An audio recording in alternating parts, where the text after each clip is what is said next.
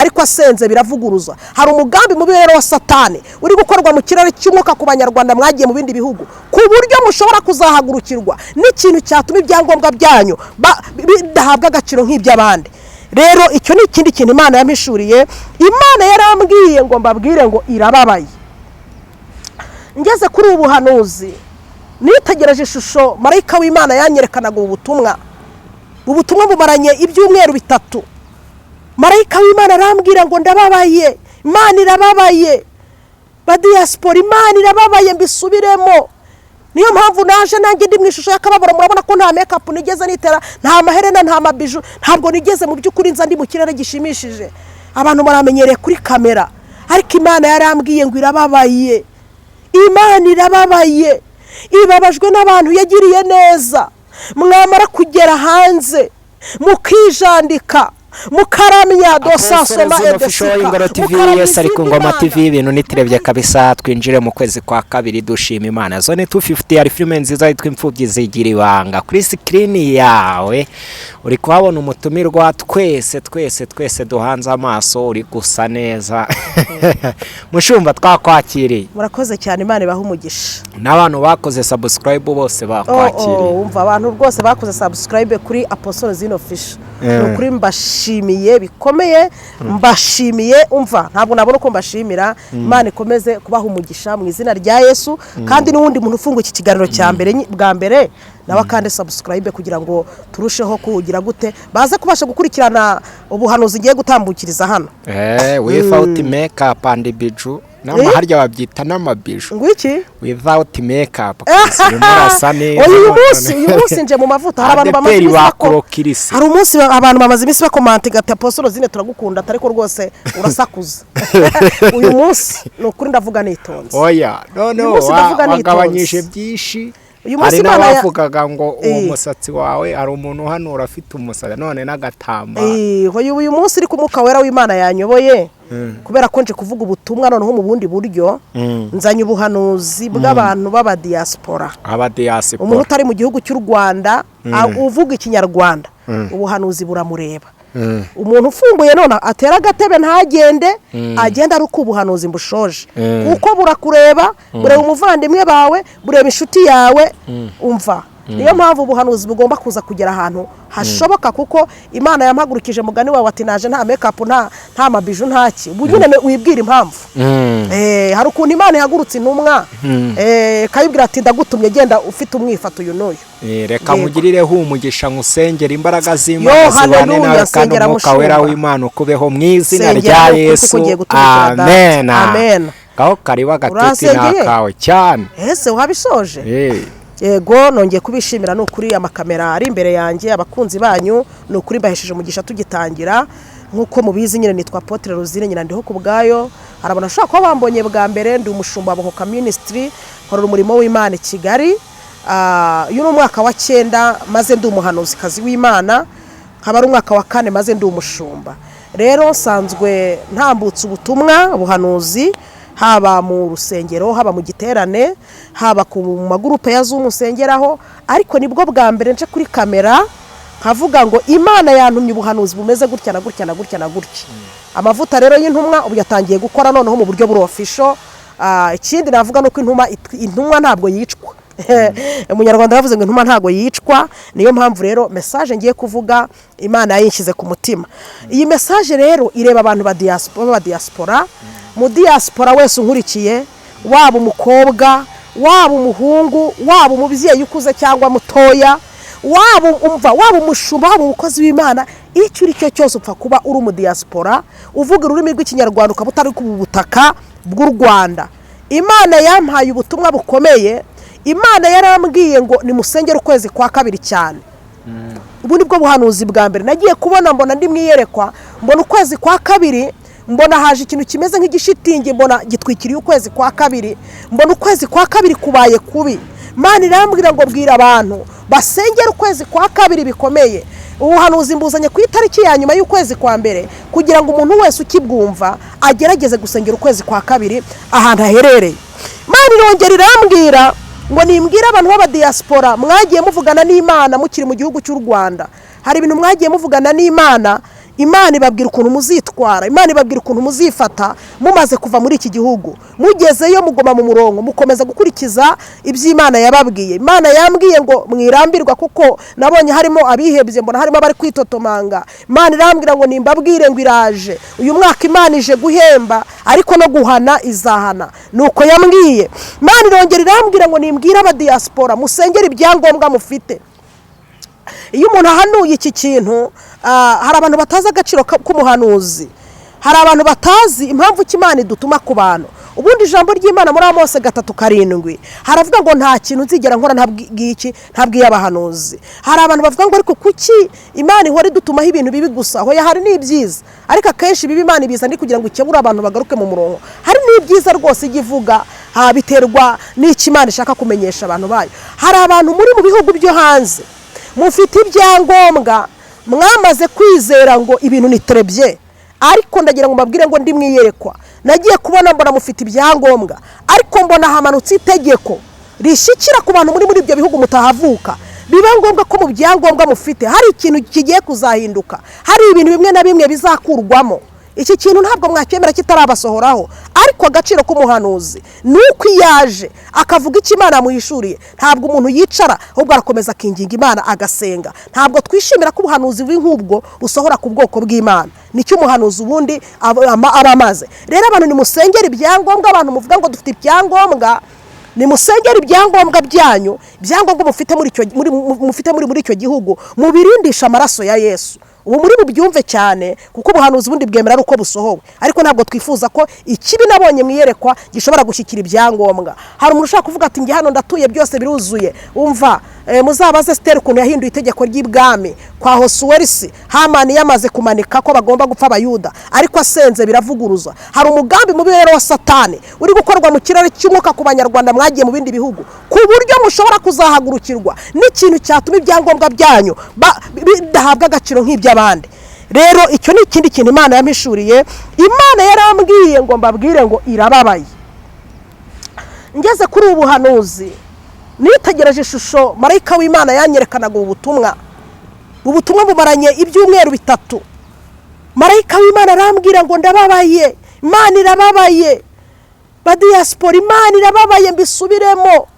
Niyo mpamvu naje nanjye ndi mu ishusho y'akababaro. Murabona ko nta makeup nigeze nitera, nta maherena, nta mabiju, ntabwo nigeze mu by'ukuri nza ndi mu kirere gishimishije. Abantu baramenyereye kuri kamera, ariko Imana yarambwiye ngo irababaye. Imana irababaye, ibabajwe n'abantu yagiriye neza. Mwamara kugera hanze mukijandika, mukaramya dosansoma edesika, mukaramya izindi mana, mukayitera umugongo. Imana ibabajwe n'ukuntu abantu yagiriye neza, yakuye kure. Mwamaze kubona umugisha mukayitera umugongo. Imana yarambwiye ngo reba, hari abo nabwiye ko nzabaha ingo, hari abo nabwiye ko nzaha akazi, hari abo nabwiye ko nzagira abakomeye, hari abo nabwiye ko nzaha amafaranga nzabimura. Bageze mu bihugu none reba ibyo bari gukora.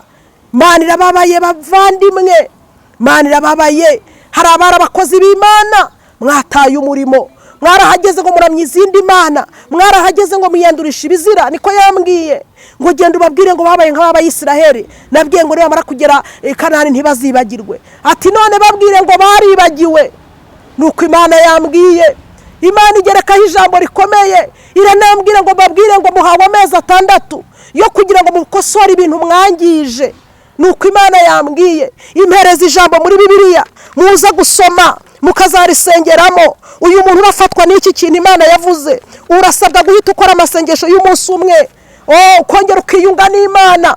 Imana yampaye ijambo riri muri Yona ibice 3 umurongo wa 1 kugera ku wa 10. Imana irambwira ngo umbwirire aba bantu barambabaje ngo ariko mbere y'uko umujinya wanjye ubashyikira mbahaye amezi 6 yo kugira ngo basubize ibintu ku murongo. Muvandimwe, muntu uzi ko wakoreraga Imana, muntu uzi ko wirindaga, muntu wageze ibwami ukiyandurisha ibizira, muntu wameze imvi z'urutarutaro, wagira mwabira bihugu byo hanze ukitwara uko utaruri. Imana mwabanaga neza, none ubu abantu urabona basenguka batuka, urabona abantu babwiriza ukabatuka ngo nabasazi, kandi isengesho ryo ryakwicaje muri icyo gihugu. Imana yambwiye ngo irababaye, Imana yambwiye ngo irababaye, irambwira ngo mbahereze iri jambo muri sengeramo buri muntu wese akora amasengesho y'umunsi umwe, yongera arongera agarukira Imana. Ahantu haranditse igihe Imana yatumaga Yona ngo agende ajye i Nineve abwira abantu baho ko mu minsi 7 kubera agahinda bateye Imana kubw'ibyaha ko mu minsi 7 izabarimbura. Ngo ariko umwami w'i Nineve ngo akimara kubyumva ngo aca bugufi ngo yinginga Imana ngo bambara ibigunira ngo barasenga bayibuza ubusa ngo batakambira Imana basaba Imana imbabazi kubw'ibicumuro byabo. Ngo nuko ngo Imana ku munsi wa gatatu ngo ishira uburakarira bababarira. Bavandimwe, we wumvise iri jambo, wumvise ubuhanuzi mbuzanye mbabaye kuko Imana irababaye. Babajwe nawe mukobwa, nawe mugore, nawe mugabo, nawe musore wuriye indege Imana izakugirira neza wahagera, yamara kubikora ukibagirwa aho wavuye. Imana yambwiye ngo irababaye. Amezi 6 Imana ibahaye, utazashyira ibintu ku murongo, utazagaruka mu nzira nziza, utazagaruka mu muhamagaro we, Imana bazihurira. Nuko Imana yambwiye. Imana irongera ubundi buhanuzi, irambwira ngo hari abantu muri mu bihugu byo hanze mwagakwiye kuba mwaratabawe, ariko umva icyatumye mudatabarwa. Ngo mwijanditse, mwifatanya n'abatizera, mwifatanya n'ibikundi by'abantu. Imana irambwira ngo musome Abacamanza 7:4. Niko Imana yambwiye. Ndambwira ngo dore mwagendanye n'ibivunge by'abantu. Ngo mwagendanye n'ibivunge by'abantu, niko ijambo ry'Imana rivuga. Ngo Uwiteka yarakabwira Gideyoni ataba abantu barakabije kuba benshi, manukana nabo mujye ku kagezi mubwire uwo mujyana nabo abaribo aho mujyana nawe. Ni ukuvuga ngo hano hari abantu mwagiye muhaguruka Imana yavuganye namwe, ariko kubera ukuntu mwagiye muhagurukana n'abagore, mugahaguruka n'abagabo mu ngendo zanyu mu buzima bwanyu bwa buri munsi, hari abantu bagiye babafungira imigisha mwazanye mu buzima bwanyu. Ijambo ry'Imana bacama mu itangiriro batubwira ukuntu Loti yahagurukanye na Aburahamu, itangiriro 12, ngo agahagurukana ibizira. Ngo amaze guhagurukana ibizira, ijwi ry'Imana ryaracecetse kuri Aburahamu ari mu rugendo, ryongeye kumugarukaho amaze gutandukana na Loti. Bavandimwe, hari abantu mutagomba kugendana muri uru rugendo, bagiye bafunga imigisha yanyu, badindiza imigisha yanyu kubera ikivunge cy'abantu mwahezemo hagati, murererwa kwitarura kugira ngo Imana izisohoze ibyavuganye namwe. None muri kwitotomba, muri gutuka Imana ngo ntabwo yaje. Kikikira Imana yakintumyeho, yambwiye ngo nimwivangure, nimuve mu bivunge, urebe abantu muri kugendana nabo abaribo. Imana numara gusobanukirwa abantu muri kugendana abaribo, Imana izazikora iby'ubutware. Imana irongera intuma ku bandi bantu. Imana irambwira ngo hari abantu bari mu bihugu byo hanze, Imana yamaze gushyira kuri liste imeze nk'iy'inzererezi. Aba bantu bigiye kuzabagendekera gute? Mu minsi iri imbere aba bantu bazirukanwa mu bihugu murimo, muzirukanwamo. Umuntu bumva ubuhanuzi ntace bugufi ngo asenge Imana. Imana nta kintu itahindura. Imana ntabwo yabura kuza kukugirira neza wayiciriye bugufi. Hari abantu Imana yamaze gushyira ku rutonde rw'abantu bameze nk'inzererezi bari mu bihugu runaka. Igihe kigiye kugera izo nzererezi rero zisohorwe mu bihugu bizigiye zirimo, ubundi zohohe. Hari abantu bagiye kuzashyirwa n'ubuhanuzi kubera ko banze kumvira Imana. Mureke mbabwire bavandimwe, igihe cya Nowa yabaje inkuge bamuseka, akabwira abantu ati mwakirinze ibi, bakamuseka. Igitondo kimwe imvura iguye bajya bakibuka yuko burya nawe ibyo yavugaga byari ukuri. Munsi ibintu byabashyikiye nibwo muzavuga ko abakozi b'Imana Imana yadutumye twavugaga ibintu biri byo. Cyo kintu Imana nacyo yakintumyeho ngo mbabwire uko mugomba kwitwara. Hari abandi bantu Imana yantumyeho, hari abantu Imana yahannye. Ubu kugeza uyu munota abakozi b'Imana hari igihe tubona abantu bari mu bibazo ngo baraje ngo tubasengere, wowe ugapfa gusengera umuntu utazi ikibazo afite ngo cyaturutse. Hari abantu muri mu bihugu byo hanze mwicaye uyu munota mu bihano by'Imana. Imana yarambwiye ngo dore ndebera aba bantu, mbona abantu bicaye ahantu hasa no hasi. Imana yarambwiye ngo dore bari abantu bicaye hariya bari mu bihano. Imana yahanishije abantu ibihano bibiri, nibyo yambwiye. Yarambwiye ngo nahanishije abantu indwara, manisha abantu umusozi w'ubushomeri. Hari abantu muri mu bushomeri mutari mukwiye kububamo. Hari abandi mwatatswe n'indwara mutari mukwiye kwatakwa nazo, zabaciye intege, zatumye bamwe mumera nk'abantu mwasubiye hasi, zimwe zatumye mutakaza n'utuzi. Hari abantu muri mu bihano by'Imana, niko Imana yambwiye. Kubera mwageze muri ibyo bihugu mukibagirwa Imana ya Isirayeli, kubera ko mwageze muri ibyo bihugu mukibagirwa icyo Imana yari yarakubwiye. Imana yigeze ibwira Adamu na Eva ngo muzarya ibintu byose byo mu ngobyi, ngo ariko kiriya giti do sansomare de kirorefo kontrere dotaye ngo ntimuzagikoreho, ngo umunsi mwagikozeho muzapfa. Hari abantu mwagiye mukora ku byashingawe, hari abantu Imana yabujije.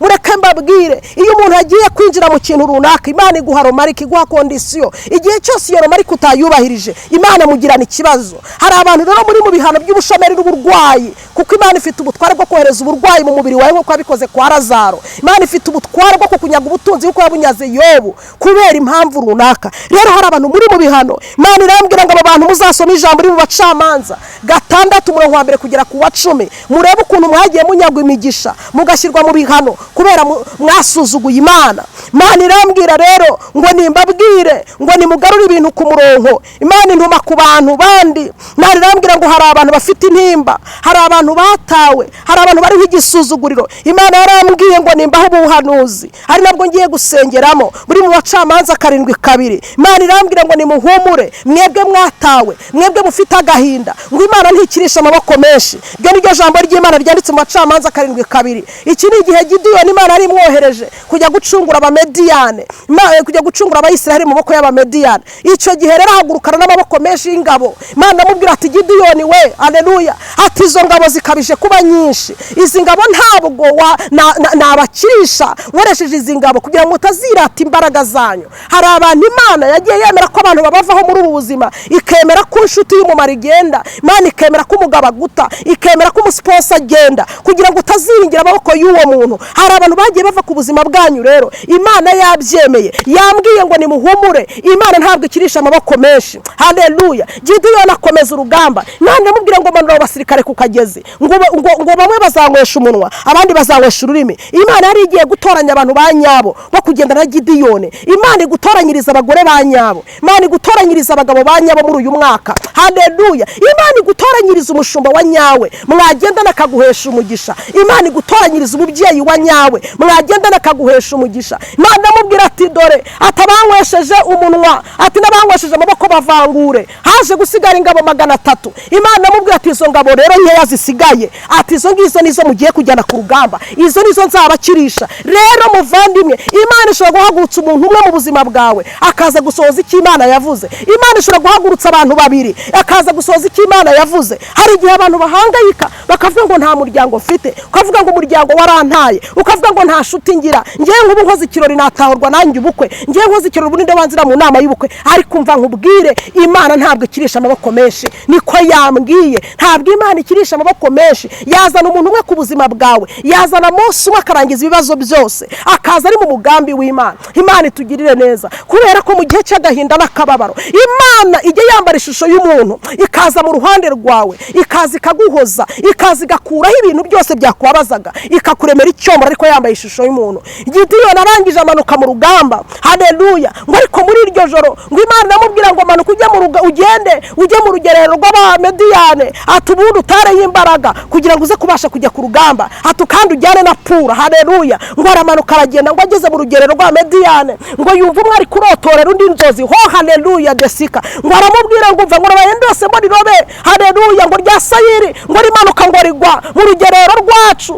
Undi ngo aramubwira tumva ati yo ni inkota ya Gideyoni. Haleluya. Ati umuyisiraheli, ati uwo nguwo ati yo ni inkota ye, ati buri Imana y'Isiraheli yamutugabije. Bavandimwe mureke mbabwire, Gideyoni icyo gihe asubiye afite imbaraga. Imana ishimwe, aravuga ati kumbe Uwiteka burya yangabije n'abantu, nubwo rero ifite intege nkeya nkanga kugenda, kugeza ubwo Imana imbwiye ngo ningende, ngo Abisiraheli nzabarokora, ntambara Abamediyane nk'uko umuntu atabara umuntu umwe. Bavandimwe nimuhumure abantu mwavuganye n'Imana mukaba mwari mwaratawe. Uyu munota ukabubona nta bantu ufite aho uri. Imana ifite abantu. Iyo abantu bagiye mu buzima bwawe, Imana izana abandi. Imana igira abasimbura muvandimwe. Niba abantu baje mu buzima bwawe bakagenda, ntugire ngo isi gucikiyeho, Imana igira abasimbura. Bene data, ubutumwa nibugere kure, ubuhanuzi nibugere kure, kuko ubuhanuzi ni imbuzi ba diaspora. Shuti bavandimwe, ni ukuri Imana yo mu gihugu cyo mu ijuru yambwiye ngo nimukosore ibi bintu muri aya mezi 6.